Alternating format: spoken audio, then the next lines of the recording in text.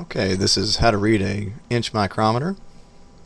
Before we start talking about how to read a micrometer, especially an inch micrometer, we want to think in thousandths of an inch. So this is 3 decimal places. If we just always set our thought process to 3 decimal places, we'll see that a micrometer will work pretty easily. This is the way that machinists think. So you're going to think of 0.001 as 1 or 1,000th.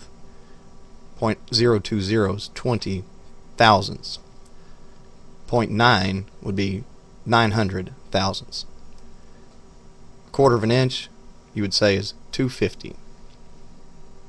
0.375, think of that as 735. So how much is a thousandth of an inch anyway?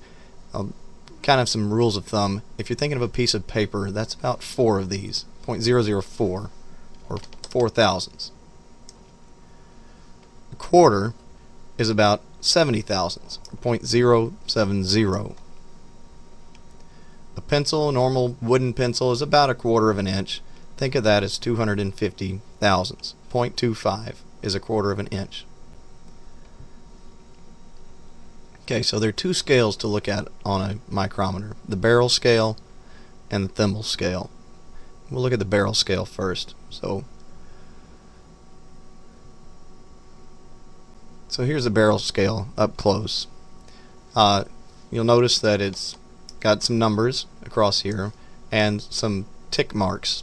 Now, if an inch micrometer is reading from, say, 0 to 1 inch, then this scale is, well, they're tenths of an inch, but this would be a half an inch, so that's 0.5 or 0.500. This first main graduation here, the first big division from 0 to 1, this is 0.1. So that's a tenth of an inch, or if we're thinking in thousandths of an inch, that's 100. The next big mark is 200, or 0.2, so 0.200. We'll say that is 200, and that will make it easy to keep the decimal place straight. Down here, that's a half an inch, 0.5. Now, if this first mark is 0.1 or 100, half of that would be 50 or 0.050. So the halfway between 0 and 0.1 is 50 or 50 thousandths. Half of that distance would be a quarter. So if you're thinking in terms of thousandths, this would be 100, 25, 50, and then this mark would obviously be 75, 0.075. The main scale, if we want to read these together, is 0.1. Somewhere out here, this would be 0.4 or 425, 0.425. Down here, can you guess what this would be? This would be 0.675 or 675 thousandths. Now, the other scale is the thimble scale, and you'll see that it starts at 0 and goes from 1, 2, 3, 4 all the way around to 20, 21, 22, 23, 24, and this would be the 25th. So these are thousandths of an inch. So if this says 1, this is 1,000th, 0.001. 5 would be 0.005. 17 is 17 thousandths, 0.017. Now let's look at a reading on here. This mark that you see there, that tells us that we're at 0.3 and then 0.325, 0.350, and 0.375. So that mark represents 0.375. The reading from the thimble scale is 0, so we don't add anything to the 0.375, and so the reading is 0.375.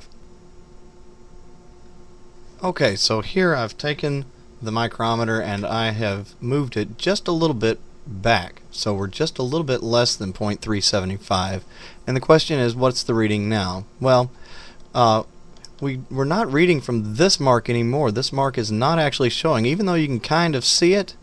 The fact is that if this mark were to show, it would be a brand new mark, and so the reading on the thimble scale would be a very small reading. And as you can see, we're reading 24, which is almost completely all the way around. So this is a very high number, so that means we're working off of the older mark, which would be this one. And that mark would read 0.350. Now, we can get the next decimal place by reading the thimble scale, and this one, remember, is reading in thousandths of an inch. So this is 20 thousandths, 21, 22, 23. This is 24 thousandths, so that's 0.024. So the reading of this micrometer is the 0.350 plus the 0.024. Think of it as adding 350 and 24. You get a reading of 0.374.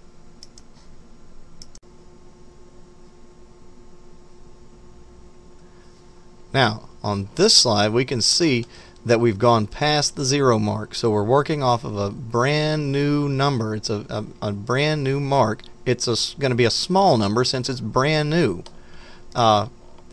We've moved from 0.3, 0.325, 0.350, 0.375, and to that we're going to add 0.001. So if I asked you what is 375 plus 1, you'd be able to tell me it's 376. So that's the reading.